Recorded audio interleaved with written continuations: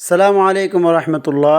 মাছ কেটে দুই ভাই মাসে লক্ষ টাকা ইনকাম করতেছে, আয় করতেছে।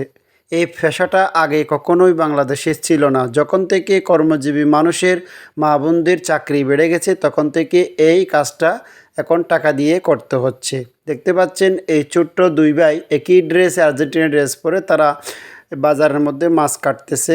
এই মাছটা কাটতেছে মাত্র 20 টাকা দিয়ে। এই মাছটা কাটতে তার অতি জোরে 2 মিনিট সময় লেগেছে।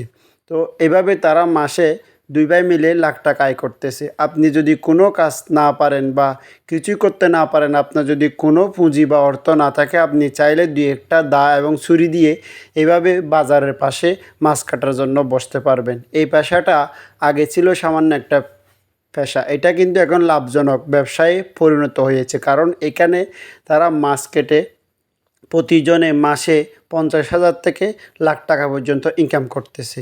তো এই ছোট্ট দুই বাচ্চা যদি এভাবে এত টাকা ইনকাম করতে পারে, অবশ্যই আপনি যদি আরও একটু বুদ্ধিমত্তার বড় দেহের মানুষ হয়ে থাকেন, তাহলে তো অবশ্যই আপনি আরও কৌশলের সহজে আরও দ্রুত মাছগুলো কাটতে পারবেন।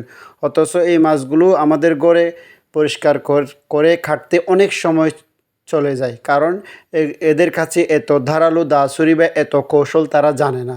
তারা দেখেন মাছটাকে এমনভাবে একেবারে কেটে দিল, যেটা আর বাসায় নিয়ে একবারও ঘষা মাজা করতে হবে না। শুধুমাত্র পানি দিয়ে ধুয়ে তারা ফ্রিজের মধ্যে রাখতে পারবে অথবা রান্না করতে পারবে। তো এই পেশাটা বাংলাদেশে মূলত তৈরি হওয়ার কারণ হচ্ছে বাংলাদেশে যে মা বোনদের চাকরিজীবী সংখ্যা বেড়ে গিয়েছে, সারাদিন কাজ শেষে তারা এই কাজ করতে পারে না। ধন্যবাদ সবাই।